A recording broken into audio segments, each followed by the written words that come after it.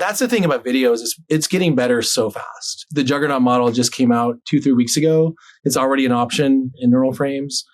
And you can now like do things you couldn't do 2 weeks ago. But like, for example, now you can get a helicopter and have it like stay a helicopter while it's flying through the city and the city stays a city. It's so amazing that even 2 weeks ago, if you wanted a helicopter flying through the city, like you couldn't do it. Now you can.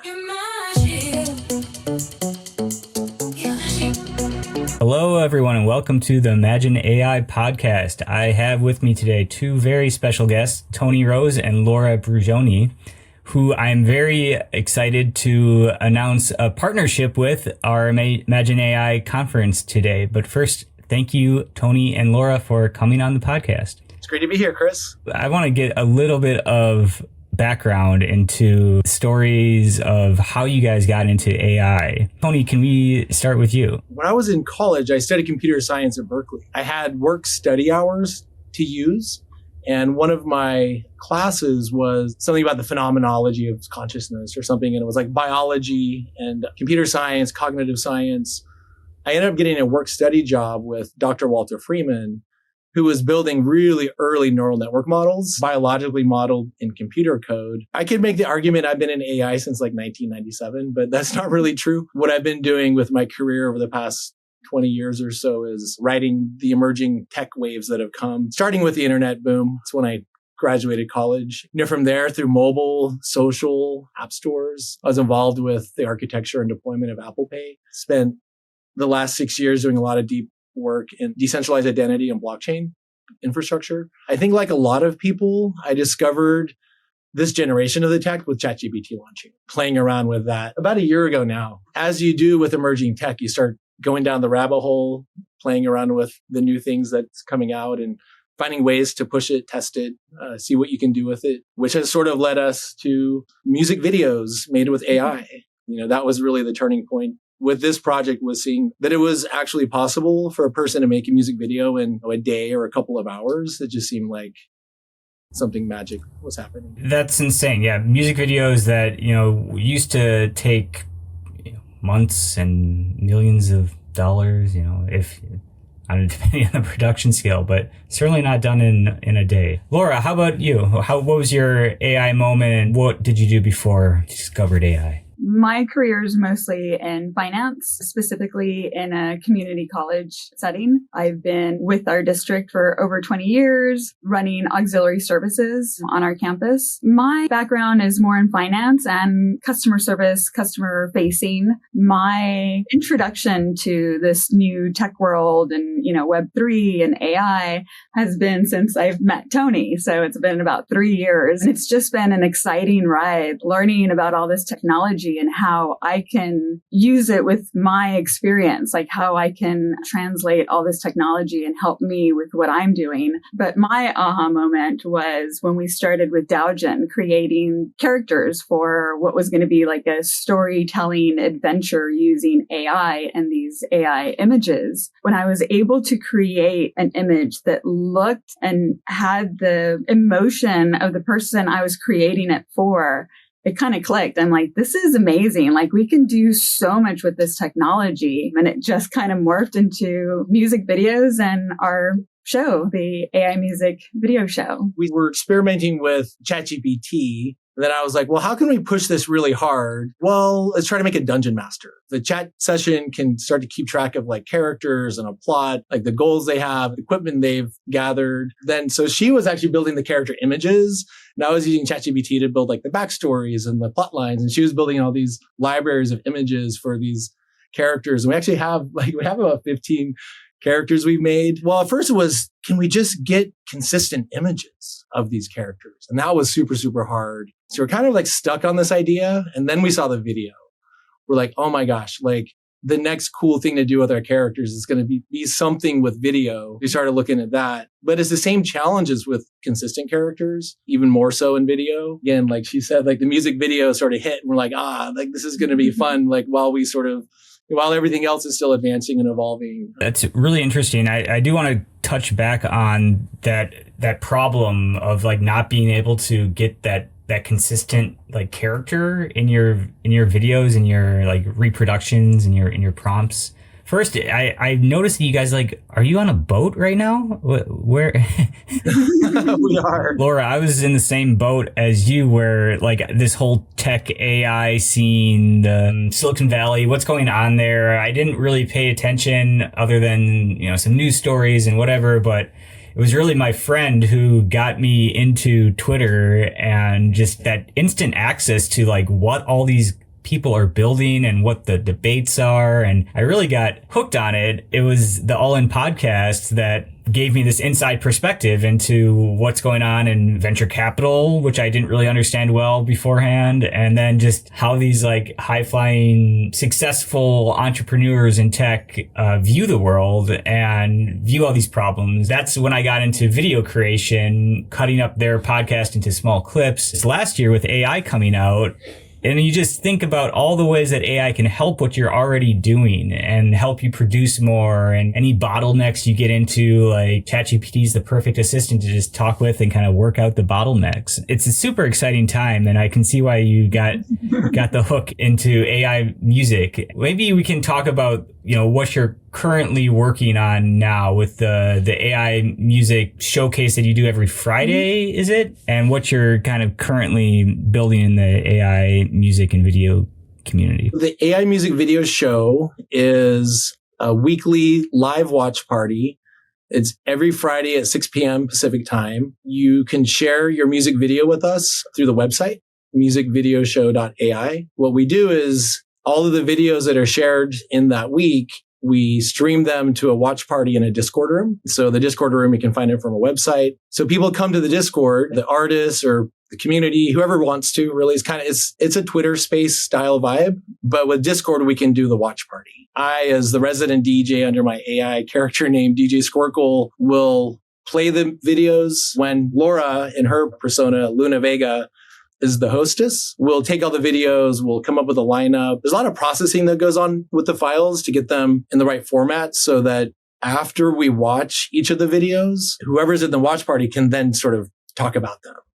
For example, the last few weeks, we've had this fetish with blinking eyes because getting blinking eyes with video generation it's not very common. It's hard to do. So we'll find them and I'll be able to, because we've transformed the video into good formats, I can really easily scroll around the video and kind of get into some of the techniques, tips and tricks. So that's a live show. It's every Friday. And then Luna Vega has taken it a second and then a third step. After we do our live show, I take the videos that were submitted and create highlight reels that we release on Sunday nights. So I kind of curate our videos to have a kind of nice flow through it. We've created bumpers to give it that channel watching vibe that you're actually watching a show. Like MTV, when it used to be music and videos, you'd have a lineup of highlighting artists or genres. That's what I try to do on Sundays with our highlight reels, is take what was submitted throughout the week and put it in a way that's entertaining, that people can sit back and watch it and enjoy it. So we've had 12 shows.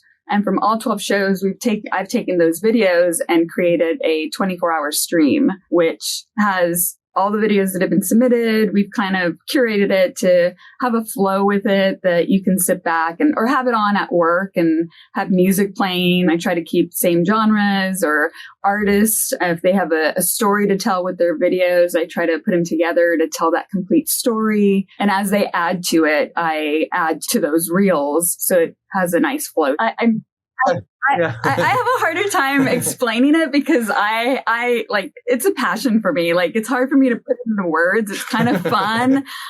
So when DJ Squirkle, when Tony explains it, he gives you more of the technical stuff where I have more of a emotional bond with what I'm creating. It's often hard to explain the creative process, but that sounds really cool. I want to pick your brain because kind of finding out what the show wants to be. On week 12, we're realizing that the highlight reels are definitely part of what the show wants to be. Yeah. Because 10 to 20 individual music videos, watching them in a live show format is great, but it's not something that someone who just likes music and videos is going to watch, right? Mm-hmm. So the highlight reels have sort of evolved, and this was all Luna Vega's and her brother's.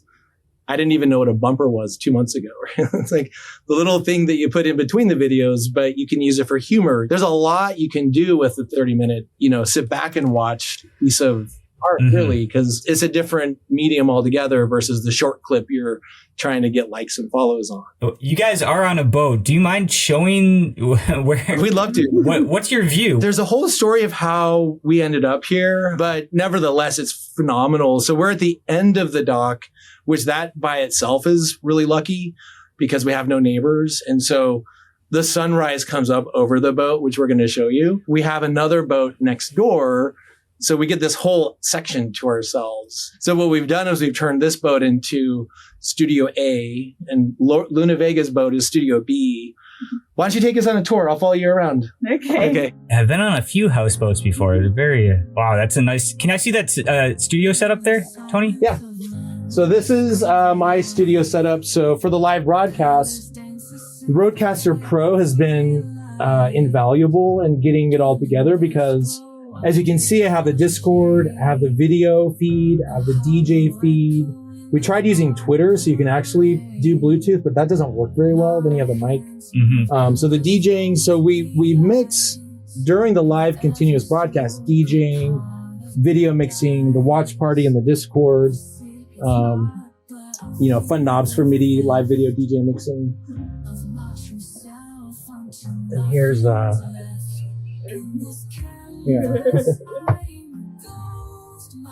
Wow. Beautiful. Wow, nice. Some nice cloud patterns today. Oh, it's a beautiful day. For end of January and the bay here, it's just to be this gorgeous. So it's crab season, so you can see all the crab is for sale over there.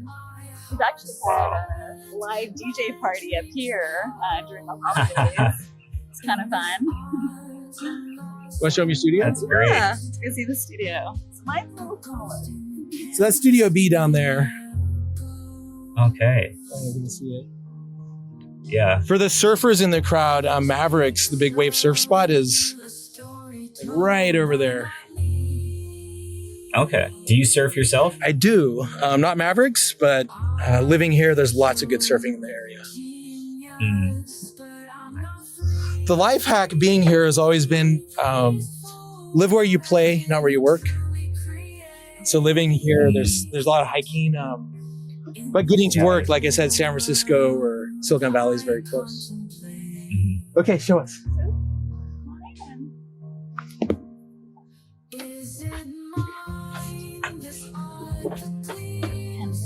Yeah. There we go. This is Studio B. Nice. Yeah. I like the monitor setup. Oh, The yeah. vertical one, too. Oh, yeah. Oh, wow. This is where the magic happens. Nice. Yeah, I love the retro look of you guys' logos. It's great. Cool. Studios.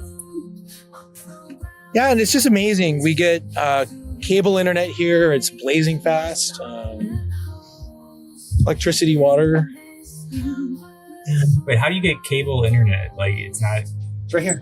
Wi-Fi or No. So they actually run cable up and down the docks. How often do you take it out of the port? Not the houseboat, never. The sailboat, Studio B, I used to take out a bunch, but right now it's a studio, broadcast studio. So, Yeah. and then she also has another boat, which is our guest bedroom. Okay. Cool. Well, thanks a lot for showing me the boat studios. With Imagine AI Podcast, this is a podcast that we're talking with AI creators, builders, entrepreneurs in the space. It goes alongside with our in-person real event that's happening at the Fontainebleau Hotel in Las Vegas at the convention center there. And it's this brand new hotel that's just been opened up to the public. It's March 27th to the 28th in Las Vegas this year. We've already got a great lineup of speakers. Spots are filling up fast, so go to imagineai.live to look into more details and get your tickets yourself. But we're very excited to collaborate and partner with Tony and Laura. And we're really excited to partner with the AI music video show because you guys are going to lead and launch our Friday video showcase in Las Vegas be an added follow-on day to our conference. I think it's perfect because it brings in all these AI videos is such a important part of the scene, and that's great content. With our conference, we have a lot of speakers. I'm a content person. So I'm really glad to be collaborating with you guys because that's going to be a really cool event to showcase top AI music videos. Could you speak to what the Friday event will be like? Absolutely. So Chris, when we saw the dates for the event, we had already been wondering when can we do some kind of in real life thing, because there's so many amazing creators. There's so much energy coming out of the AI video creator community, whether it's music videos or shorts or anime. When I saw your date was 27th, 28th, and there was a Friday right after, it was like a marriage made in heaven. So we started planning immediately, tentatively titled the AI Music and Film Festival. It will take place on that Friday, March 29th. The venue, we're pretty sure we have secured. We're double checking a few locations. We want to make sure it's convenient and also world class. So the theater, we've done something similar like this. It's called the Art House Theater. They have beautiful reclining seats. They'll bring you food and drinks. There's plenty of room for the DJ to be down there. We can actually get more than one theater if we have more content and more people want to get involved. So this really is meant to be something for the community to come and showcase. We want to just help facilitate making this happen. Because it is on a Friday, we'll probably do the show from one of the theaters. Or some abbreviated sort of version of it. There might be a contest. There's a lot of details coming. So I think one of the things that we talked about was putting out an open invitation for people to submit their AI music videos and be showcased in this event, and then have some sort of judging mechanism to award top 3 videos. There is a partner. We'll likely be able to announce that partner next week that's got a whole platform and experience running these kinds of community collaborative processes. Cool. We're now on week 12, so we're getting pretty good at running a live broadcast, but running a whole contest, bringing the community and making sure it's fair and operated very professionally. That would be the bar we set for ourselves. So we're excited about this partner. We're just buttoning up some of the details. So stay tuned. We're very excited to have 3-day event, to have that wind down, especially for all the people involved. I'm just looking forward to having something a little bit more relaxing and not as stressful to enjoy the day after the speakers and the conference finishes up. Tony, is there a way that you can show some of your favorite AI music videos that you've come across? There is, but picking a favorite. So there's one, the one that really pops to mind is Biden. He goes by Gummy LSD on Twitter. And what distinguishes his approach is his work is all AI generated. So the song, the melody, the lyrics, the video, but he composes these in such a beautiful way. And this one I have in mind, it's called In the Canvas. He's doing this album where each song is exploring a different theme from the perspective of the AI. So this one in particular is as if the AI were an artist, and it's sort of fighting with itself over whether it's art or whether it's theft. I think it really sort of hits the moment and is also in and of itself just a beautiful creation. That's amazing. Are there other AI music creators that you want to showcase? Well, I would say the godfather of the AI music video scene is Ben Nash. I saw him, he was like day 6. Somehow I came across this on Twitter. He's like, day 6 of my music video of the day challenge. He said, I'm going to make a new music video every day. And so I saw the next one and it literally, my brain exploded. He was the first person to really show that this was possible. It was at a level that was truly impressive. He's really been pushing what's possible. And then there's lots. We have like Saint is doing science fiction. So he's got this series called White, where he's already got a couple episodes that are out. Dr. Otaku, he's a pianist and a classical composer, putting these music videos to his piano compositions. They're just incredible. It gives a piano composition an entirely new life.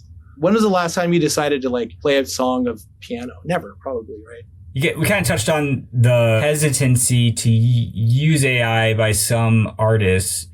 And I like, the pianist, that's his original composition, and he's actually striking the keys and everything, but then he's using AI to make a music video of his work, inspired by his work. For one, that's incredibly cool that we can say that as humans, that this is possible now. And then, it saves so much time. Sure, he could collaborate with a team of human artists to create some music video, but that would take weeks, months. And how would you ever get a grand piano in the bottom of the ocean with him playing it and the fish swimming around? Can you think of any other examples like that of artists using AI to make cool videos? Salabe is another one that is really deeply meaningful to us. The first videos to come in through our web form. So we have no idea how they heard about us. We had just started. It was like week 3 or 4. They submitted 2 videos that now they submitted 3, but they're touching on the conflict in Palestine from the perspective of the Palestinian perspective. It's hitting it so hard, so deep, like the way that they're sort of almost reaching out to the world through us. Is it a series? They're songs. So Salabe is a singer. And so these are songs that have a video component. Through our doing the show and the podcast, he had reached out to get more awareness of the project he's working on with the short film about the conflict. And so I found out that he didn't have music. And so we made an introduction. This may be one of the projects that we're able to sort of help move forward and do a premiere at the festival in March. Kind of the magic of the internet and community and bringing people together.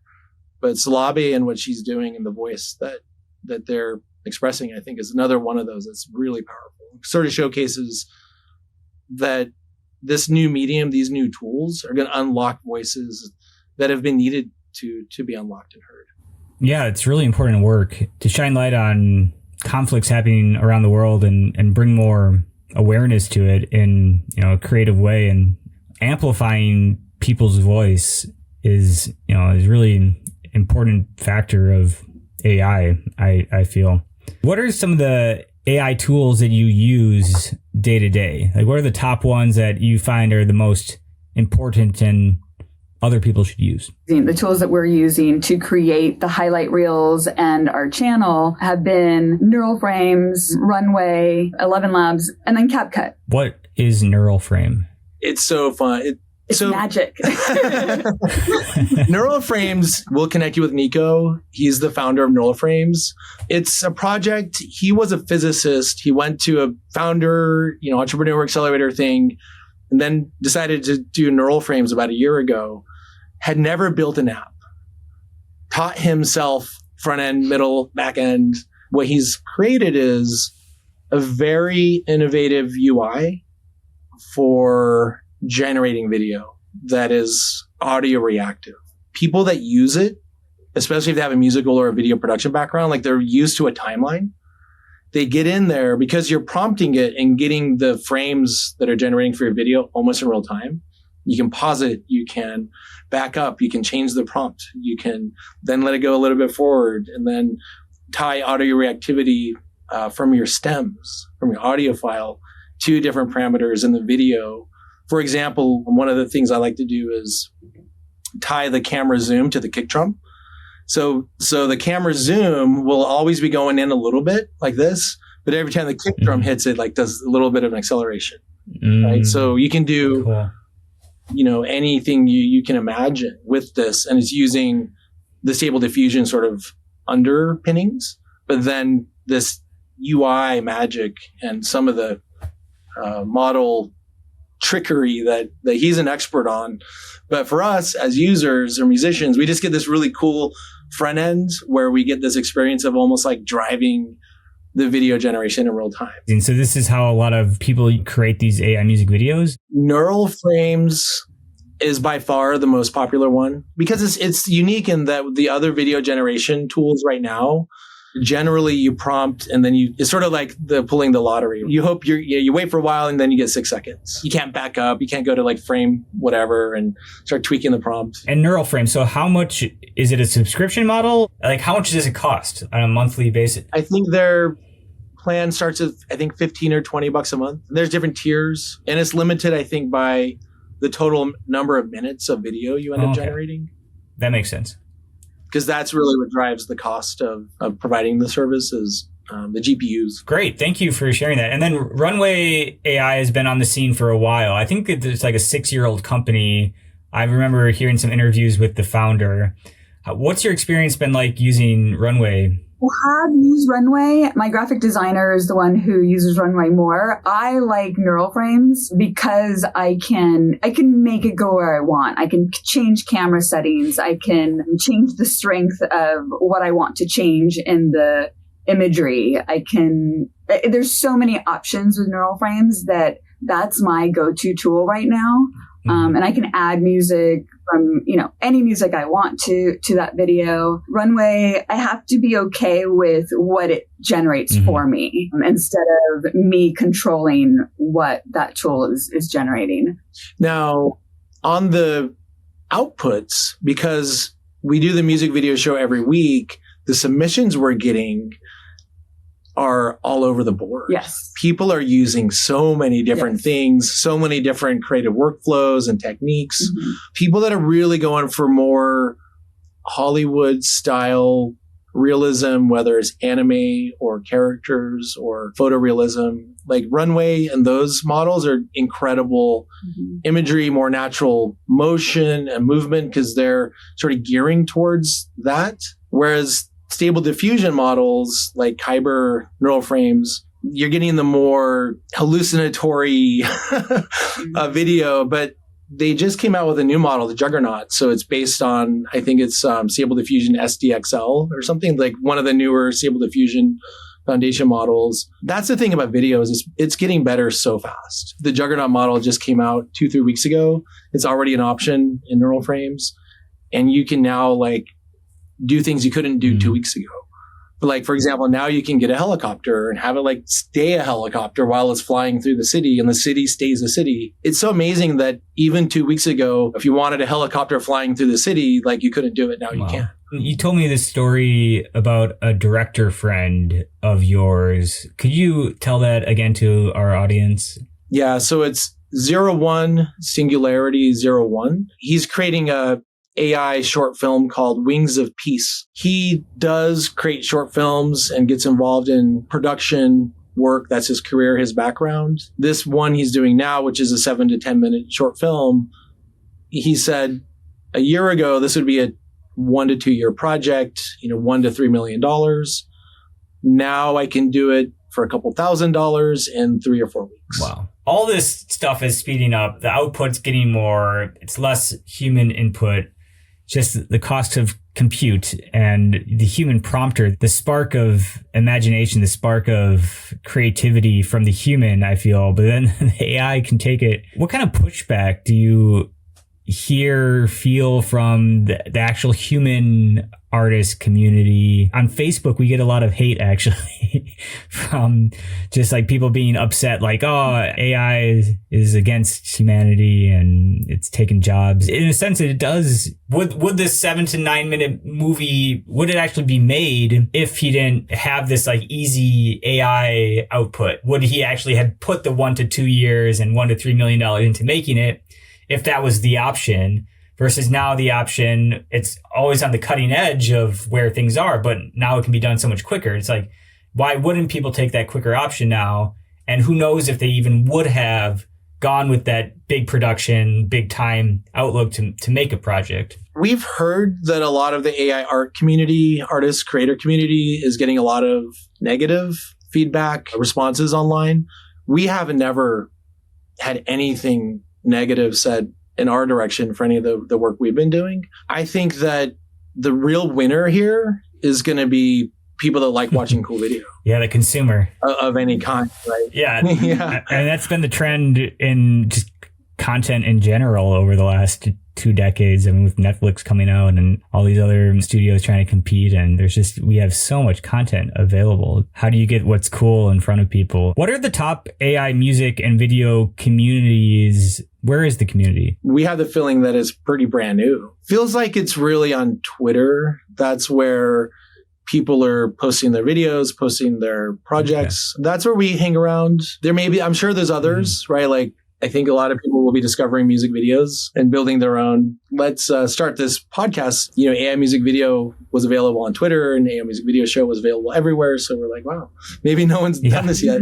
No, it's so cool to be a part of this like growing community. But really, it's 1 to 3% of the population maybe that knows all the details of these things so far. That's why I like running this podcast, is to try to get more awareness out there, and that it's not a scary thing. It's happening, it's changing, but it's not a scary thing, and just be aware of it because it's here and it's only going to get better and faster and more impactful. Tony and Laura, is there other things that we didn't touch on that you want to touch on? Jumping off what you just said, that's also a big part of our motivation for the weekly show, is to make emerging technology accessible. Before we did the AI music video show, we spent about 2 years working on a student scholarship project, a studentreader.io. The whole concept behind that was educational programs for emerging technology. So we were doing things like DAO technology and doing things with digital identity. We really have this ethos just in projects we work on, where we want to bring and make more accessible technology that's enabling and empowering to people. We think a music video is something that anyone can really immediately kind of wrap their head around.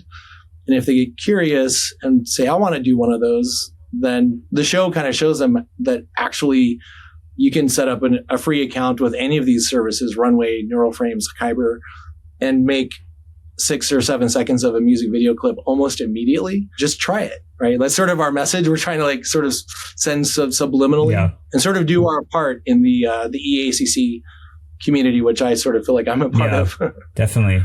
It is a new niche that has been created, but I don't see any reason why it wouldn't just keep growing, at least a permanent fixture in the AI community. It's just a matter of, how good it gets, and then, how much into the mainstream it goes, but it's certainly going to stay around. We're looking forward to seeing you next Friday at our live watch party. You're welcome to join us in the Discord. Highlight reels come out every Sunday evening, and the live 24/7 channel is updated every Sunday night. Great. I'm very excited to join. I need to get that in my calendar. I definitely want to check it out this Friday. Super excited to be collaborating and partnering on this. I think that you guys are going to crush it, and it's going to add a lot of excitement to our conference and merge these communities. Our founder said something interesting recently, how he wants this conference. It's kind of like the indie conference scene, indie AI conference scene, where it's like this open, big doors, wide tent, trying to get the creators and builders in the space, along with providing that value of like how to actually implement these tools